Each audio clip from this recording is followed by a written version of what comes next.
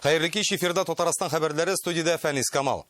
Бүгенге яңалыклар белән танышканчы ТАССРның 100 еллыгы белән бәйле вакыйгаларны барлыйк. 1936 елның 19 майында ТАССР халык комиссары республикада нефть эзләүгә кагылышлы карар чыгара.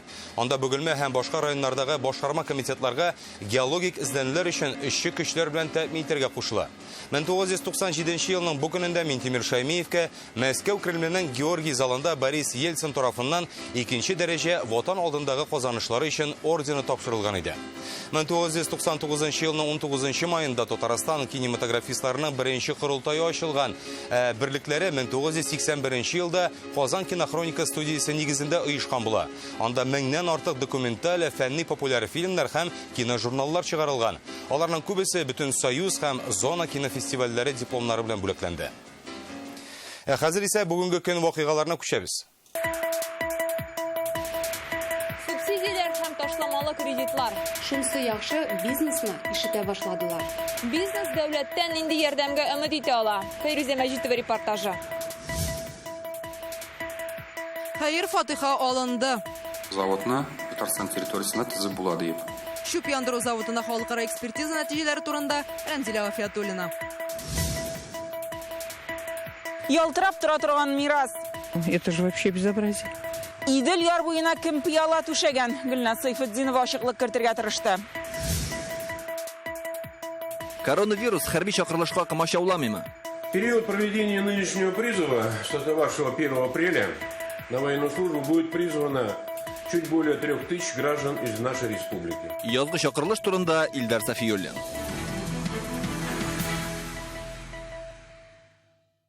Яшел үзәндә калдыкларына термик эшкәртү заводын төзүгә бәйсез экспертлар үз хәер фатихасын биргән. Исегезгә төшерәбез, өстәмә халыкара экспертиза үткәрү тәкъдимен президент Рөстәм Миңнеханов күтәргән иде. Әлеге мәсьәләне дөньяның әйдәп баручы компанияләре 2 ай дәвамында өйрәнгән. Аның нәтиҗәсен бүген журналистларга экология министры җиткерде. Теманы Рәмзилә Гафиятуллина дәвам итә. Их поразило то, что на территории нашей республики нет ни одного подобного завода по термическому обезвреживанию отходов. Татарстанларның игътибарын Германия тәҗрибәсе җәлеп итә. Бу илнең мәйданы бездән 47 тапкыр кечкенәрәк, ә үзләрендә калдыкларны яндыручы 83 завод бар. Аларда 15 миллион тонна чүп ягырга мөмкин. Әле шуннан электр һәм җылылык энергиясе дә алалар. Бавария министры, Саксония министры үзбәгенкене аларның мнениеләре килә, и без шулар арасыннан сайлап алдык 2 компанияны. LG и Müller BBM. 2 компаниянең да эш тәҗрибәсе саллы. Калдыкларның ягудан күпме зыян килүен исәпләү буенча елына берничә мең фараз ясыйлар. Экспертлар бездә төзеләчәк заводка да хәер фатихасын биргән. Предварительная экспертизаны бирделәр, что без шул заводны безнең Татарстан территориясына тизеп була дип. Төтен чыгаручы турбаларның биеклеге 98 метр булачак. Җил юнәлеше ешлыклары да бик киң, димәк, бөтен начарис җиргә төшәчәк дигән фикер хата. Экспертлар заводның әйләнә тирәгә начар йогынтысы булса да бик әз дип нәтиҗә чыгарган. Дает положительное заключение на строительство завода в Зеленодольском районе нашей республики. Тагын 2 елдан Яшел Үзән районында төзеләчәк завод елына 550 мең тонна калдык эшкәртә ала. Бер үк вакытта 55 мегаватт электр энергиясе җитештереләчәк. Колосник рәшәткә технологиясын куллану күздә тотыла. На сегодняшний день большинство европейских предприятий используют именно эту технологию.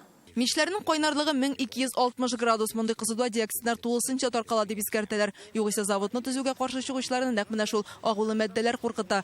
Алар яманшыш авыруына китермәсме дип шикләнәләр. Әмма галимнәр онкология белән чүп яндыру заводлары арасында бер бәйләнештә булмавын әйтә. Министр исә Greenpeace вәкилләре белән очрашып сөйләшергә әзер. Сайтта да күрсәтербез, бу экспертларны да куербыз сайтка. Алар безгә нинди хатлар язган, то есть перепискаларны бүтәнес тоже. Татарстанда елына 1 миллион 600 мең тонна каты көнкүреш калдыклары җыела икән. Министр фикеренчә, аларны күмеп кенә мәсьәләне хәл итеп булмый. Болай да чүплек мәйданнары 742 футбол кыры кадәр. Рәмзилә Гафиятуллина, Яңа гасыр каналы.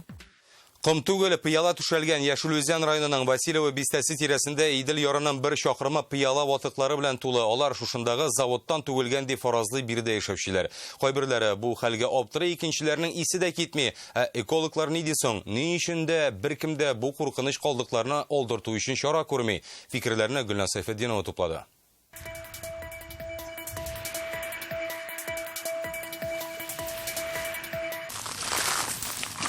Менә ул киң Иделнең матур бер пишмагы, ялтырап тора торган урны. Яр буена ком да түгел, таш та түгел, пыяла җәелгән.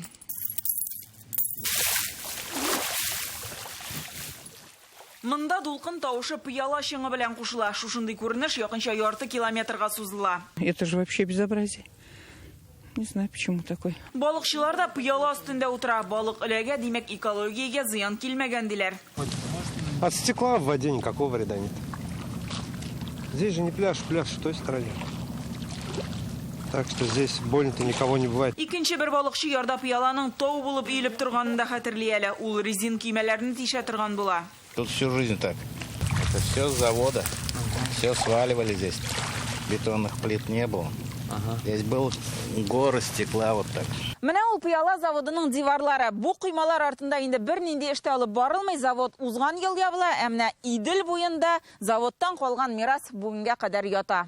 Гасырдан артык тарихи булган завод бүлгенлеккә чыкты. Без бүген конкурс идарәчесе белән элемтәгә кирдек. Ул хәзер предприятиедә бары тик сак хезмәте генә эшләвен, инвентаризация баруын хәбәр итте. Идарәче сүзләренчә, завод акчаларын ярче стартырга тоту мөмкинлеге юк. Они же граничат с берегом. Мы туда даже зайти ничего сделать не сможем.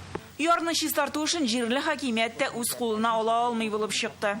После того, как процедура Заводта бүлгенлеккә чыгу эшләре тәмамланып, инде яңа җитәкче билгеләнгәнен көтәргә кирәк. Шуннан соң алар белән табигатьне саклау буенча чаралар күрү турында сүз кузгатып булыр. Чүпме, пыяламы, җитештерү калдыклары билгеле бер урынга гына түгелергә тиеш һәм ул урын һич тә Идел елгасы түгел. Әлеге экологик фаҗига турында без экология министрлыгына да, Росприроднадзор оешмасына да хәбәр иттек. Ачыкланганча, монда тикшерүләр булган. 2012 елда узганы буенча ярны пычрату факты теркәлми, бүгенгә кадәр халыктан да мөрәҗәгать булмаган. Пыяла җитештерүдәге калдыклар 5нче класслы куркыныч буларак санала, әмма әйләнә тирәгә һәм су объектына зыян килү турында җентекле тикшерү үткәргәннән соң гына әйтеп була. Коронавирус белән бәйле рәвештә әлегә контроль күзәтчелек чаралары шикләнгән, планнан тыш тикшерүләр кеше сәламәтлегенә куркыныч янап, гадәттән тыш күренешләр булганда гына үткәрелә диелгән җавапта. Димәк, пыяла мәсьәләсе ачык кала. Гөлназ Сайфетдинова, Марат Зайдуллин, Яңа Гасыр каналы.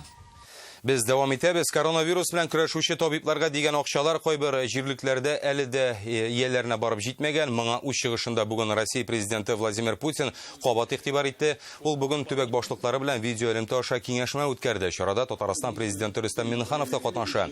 Ил башы сүзләренә караганда, табибларга бүлеп бирелгән 52 миллиард сумның 50 миллиардтан артыгы төбәкләргә җибәрелгән инде. Поручаю также правительству, Минздраву, Минтруду, субъектам Федерации обеспечить мониторинг начисления всех установленных выплат. Подчеркну, абсолютно все должно быть прозрачно и понятно, кому, за что идут деньги. Вся информация о регулирующих эти вопросы актах доведена до людей и разъяснена в деталях. Владимир Путин бу мәсьәләдә тәртип салырга куша, соңгы арада икътисадка ярдәм йөзеннән шактый чаралар күрелде. Салым һәм иминият түләүләрен кичектерү, ташламалы кредитлар, апрель-май өчен хезмәт хакларын түләүгә дәүләт субсидияләре. Балалары булган гаиләләргә дә ярдәм дәвам итә. Казнадан 197 миллиард сум бүлеп бирелгән, 10 мең сум акчага дәгъва кылучылардан инде 11 миллион гариза килгән. Бүген президент Рөстәм Миңнеханов пандемиядан зыян күргән урта һәм кече бизнес вәкилләре белән онлайн очрашу бизнеска ярдәмнең аерым контрольдә торуын әйтте. Республика буенча да эшмәкәрләргә ярдәм чаралары билгеләнгән. Халык һөнәрчелеге өчен грантлар, театрларга бушлай реклама ясауны да сорады очрашуда катнашучылар. Билгеләнгән ярдәм чаралары һәм эшмәкәрләрне борчыган аерым мәсьәләләр турында Фәйрүзә Мәҗитова. Пандемия килеп чыккач, безнең бер направлениене жабырга кирәк булды. Безнең гостиничный направление булган, шуны жаптык. Туристлар булмагач, хостелларны ябарга туры килгән. Эшмәкәр Гөлшат Захидуллина хәзер икенче юнәлештәге бизнесны саклап калмакчы. Лифтлар төзү буенча апрельдә заводлар ябылгач, детальләр килү туктала. Хәзер генә эше җайлана башлаган. Дәүләт ярдәмен ничек алырга? Бүген республика эшмәкәрләре белән бер рәттән Гөлшат Захидуллина да президент Рөстәм Миңнеханов белән онлайн очрашуда катнашты. Без сораулар бирдек президентка. Шул сорауларга җаваплар президент төпләп сөйләп бирде. Шунысы яхшы, бизнесны ишетә башладылар. Эшмәкәрләр яңа ярдәм чараларын булдыруны сорый. Буада район эчендә тендерларны үзгәртергә тәкъдим итәләр. Биектау осталары халык һөнәрчелеге товарлары өчен грантлар булдыруны, ә Казанның шәхси театрлары бушлай реклама сорый. Все вопросы, они очень жизненные, очень важные. И мы все сегодня работаем над тем, чтобы стабилизировать ситуацию в экономике. Это самая главная задача, которая определена президентом нашей страны Владимиром Путиным.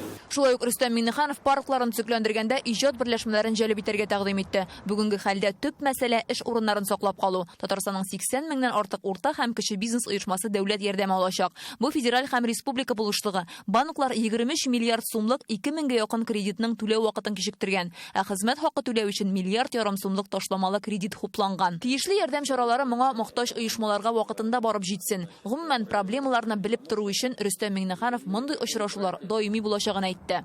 Фәрүзә Мәҗитова, Рәмзил Гарипов, Яңа Гасыр каналы.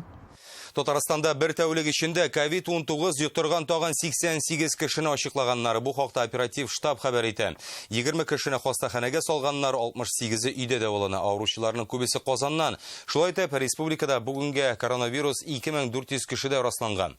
Республикабыз әлеге авыруны йоктыручылар буенча ил күләмендә 14нче урында, Россиядә соңгы тәүлек içinde 9263 кешедә вирус барлыгы да ачыклана, ягъни кичәгедән 4%-ка күбрәк дигән сүз. Авыруларның 4тән бере инде сауыккан дип хәбәр итәләр. Татарстанга Якутиядан кайткан тагын 26 кешене Ливадия шифаханәсенә карантинга урнаштырдылар. Сүз вакыты белән йөреп эшләүчеләр турында бара. Алардан анализлар инде алынган, алдагы 2 атна дәвамында барысы да табиб күзәтүендә булачаклар. Ә менә Төркиядән кайткан пассажирларның обсервациядә туру вакыты тәмамланды һәм аларны бүген өйләренә озаталар. Балалар сырхауханәләре гадәти режимда эшләми, сабый авырып китсә, ни эшләргә? Ата-аналарны хәзер әнә шул сорау борчый. Табибны өйгә чакырырга мөмкин, ә менә прививка ясатырга сырхауханәгә дә барырга була. Узган атнадан башлап анда план буенча вакцинация ясатырга рөхсәт бирелде. Хәзер балалар табиблары ничек эшләгәнен Раилә Вәлиуллина белеште.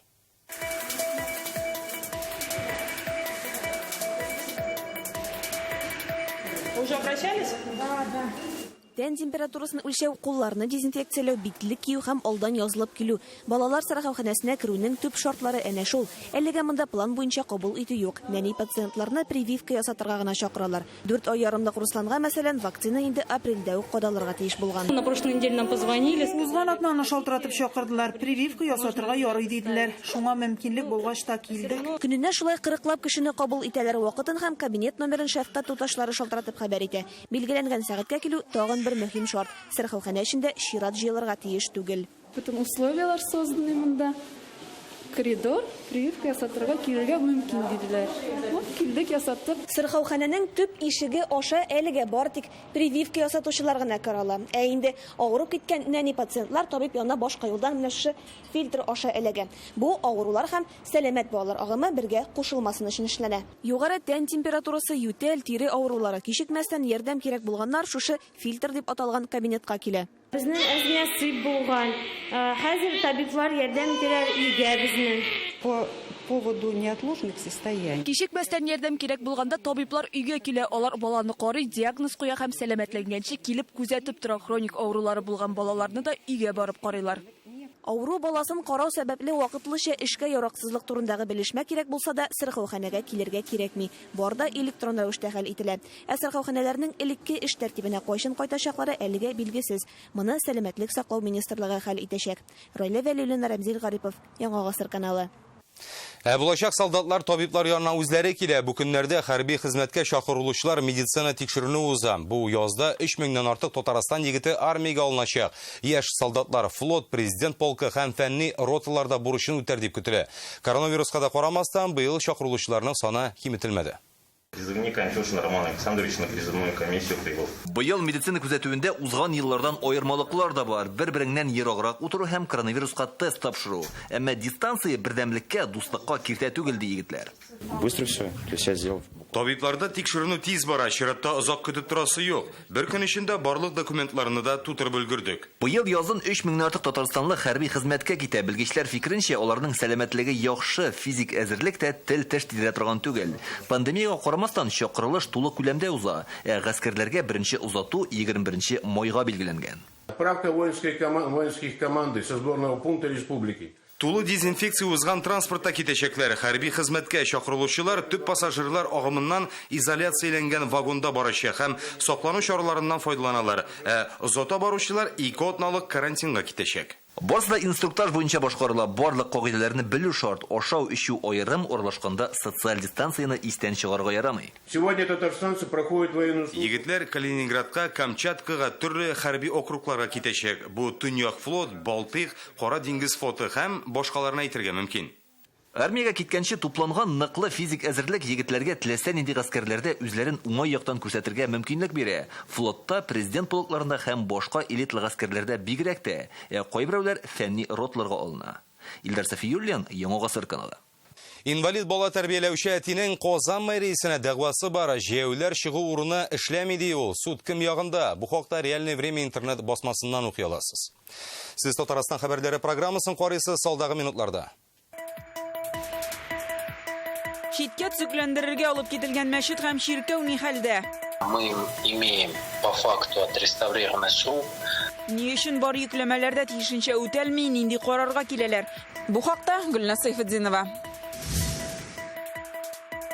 Бәдәм агачы чәчәк ата сурикатларда арткан. Элек кешеләр белән уйныйлар, балалар белән.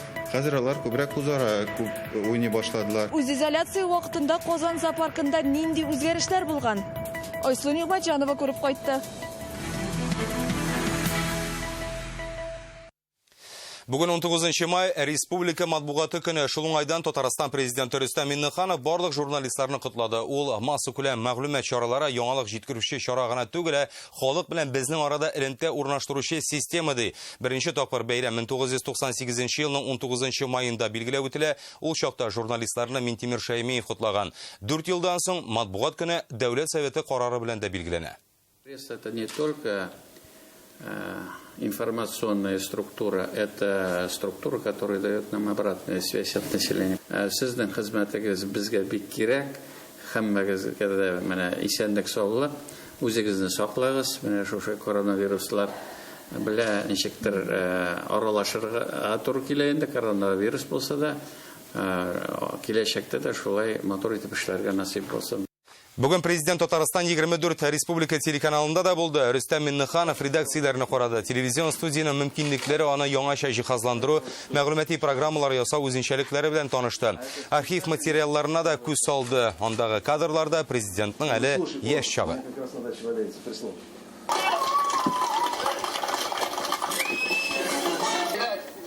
Мы ее продадим, передадим отделу социальной защиты Саргорского района. Бүген журналистларны парламент башлыгы Фәрит Мөхәммәтшин дә котлады. Яңалыкларны бирү форматы һәм тизлеге үзгәреп тора. Кайчакта каршылыклы мәгълүмат ташкыны бара торган хәлләрне аңлауны авырайта. Шуңа күрә көн вазгыятенә анализ ясый, алдан ялган икәне билгеле фактларны аралый, мәгълүматның бихисап күләмен максатчан аудиторияләргә һәм яңалык каналларына җиткерү журналистның югары осталыгы булып тора. Хөрмәтле коллегалар, һөнәри бәйрәмегез көнне уртак эшегез һәм нәтиҗәле хезмәттәшлегегез өчен чын күңелдән рәхмәтемне белдерәм диелгән Фәрит Мөхәммәтшин тәбрикләвендә. Быел республикада 96 торак пунктта 48 бакчачылык ширкәтендә 80 балалар ял итү лагерында янгын чыгу куркынычы ачыкланган. Бу хакта бүген парламентның законлылык һәм хукук тәртибе комитеты утырышында депутатларга гражданлык оборонасы һәм гадәттән тыш хәлләр министрлыгы вәкиле сөйләде. Комитет әгъзалары республиканың янгын куркынычсызлыгы буенча законының үтәлешен тикшерде. Депутатлар хөкүмәткә бу өлкәдәге кимчелекләрне төзәтү кирәклеген дә искәртте. Балык бистәсендә генә түгел, республика белән көтәләр. Төзекләндерергә Вологда өлкәсе Кириллов шәһәренә алып кителгән мәчетне кайчан кире алып кайтырлар. Президент Рөстәм Миңнеханов бүген эш барышы белән шәхсән кызыксынды. Ул проектның җитәкчесе Александр Попов белән онлайн элемтәгә чыкты. Гөлназ Сайфетдинова дәвам итә. Без бу реставрация эшен былай бик зурдан президентыбыз зурдан башлар дип уйламаган идек, шушында ремонтларлар дигән идек. Балык бистәсендәге мәчетне һәм Кама тамагындагы чиркәүне тулысынча сүтеп 2019 елда читкә алып киттеләр. Төзекләндерү Вологда өлкәсе осталарына тапшырылды. 1879 елгы тарихи мәчетне үз вакытында ничек, нәрсә белән, нинди агачтан эшләгәннәр барысын да исәпкә алып шулай ук торгызалар. То, что сделано руками этих мастеров, Вот это и представляет интерес. Төзекләндерү вакытында өстәмә эшләр килеп чыга. Килешүнең суммасы башта 20 миллион була, гыйнварда оста 49 миллион сум турында сүз йөртә. Комиссия җентекләп өйрәнгәннән соң килешүгә чыннан да төзәтмә кертү кирәк булуы ачыклана. Бүген Рөстәм Миңнеханов төзекләндерүче Александр Попов белән онлайн әңгәмә барышында объектлар буенча килеп туган мәсьәләләргә тукталды да. Президент финанслауны арттыру һәм эш графигын үзгәртү мәсьәләсен хуплый, төгәл даталар һәм суммалар язылган документны Попов якын арада әзерләргә тиеш. Были временно приостановлены работы. Килешүгә төзәтмәләр кертү сметадагы төгәлсезлекләр белән бәйле рәвештә эш туктап та торды. Әмма бүген билгеләп үтелгәнчә инде башкарылган эшләр күләмле, бура төзекләндерелгән, мәчетнең манарасы эшләнгән, якын арада мәчетне авылга кайтарырбыз дип уйлыйм. Әмінә ширкәүне төзекләндерүгә кагылышлы килешүне үзләргә булалар. Комитетта әйтүләренчә, Попов җитәкчелегендәге төркемнең моңа кешеләре җитми. Договорные обязательства. Килешүгә төгәл йөкләмәләр вакытлары күрсәтелгән. Кызганычка төзекләндерүче икенче объектка тиешле игътибар бирелмәде. Шуңа килешүне үзәргә булдык. Көтүдән мәгънә юк. Бу эшкә икенче бер оешманы җәлеп итәчәкбез.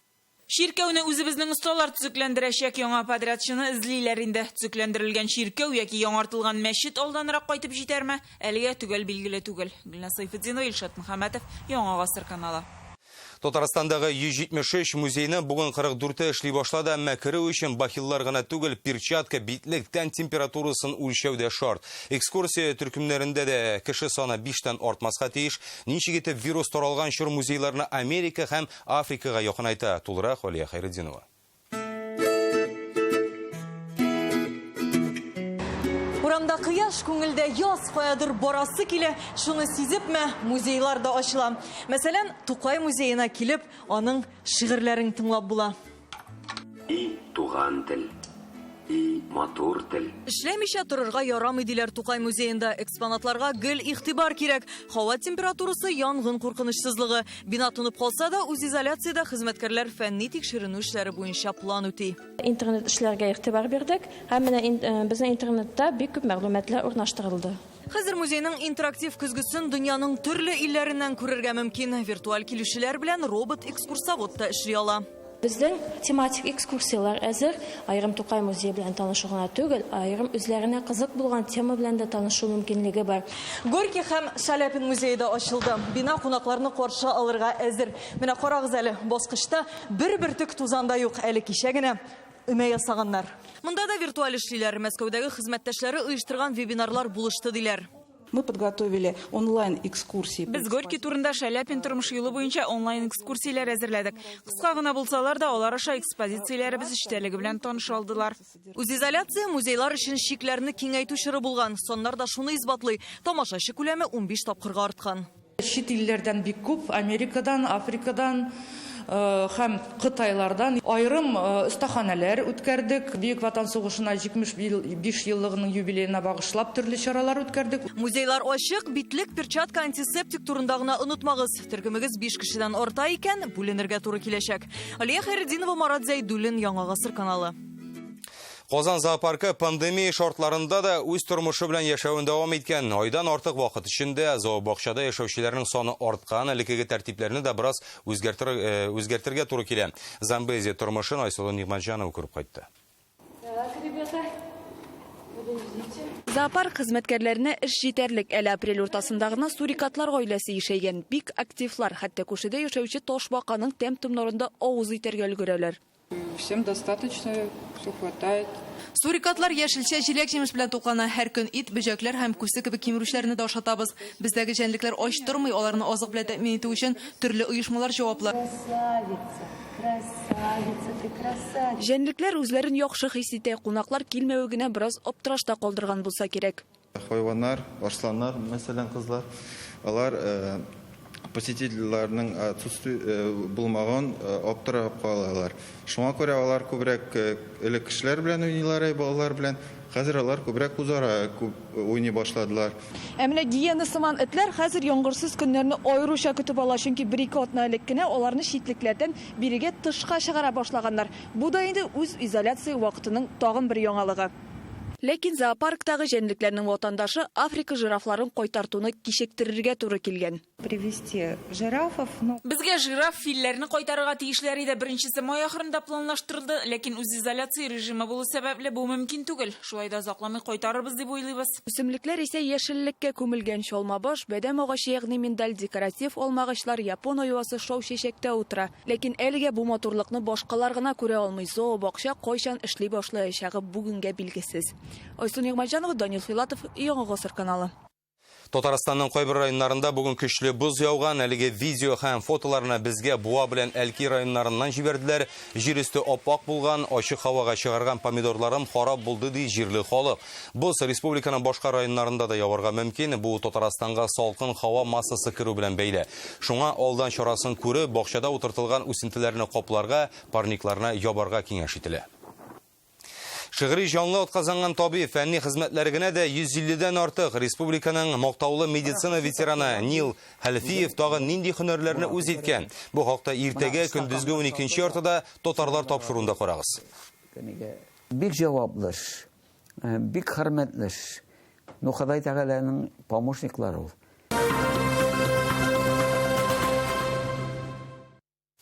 Әлеге сәгатькә менә шулар иде. Уңышлар сезгә.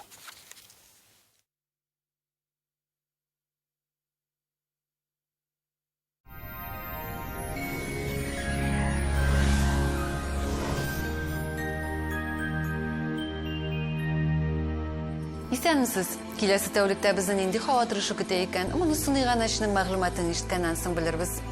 Акбарс домнан фатир сатып алучыларга 5%-ка кадәр кэшбэк. Фатирлы да буласың, отышлы да каласың. Кайда без? Шунда сезнең өегез.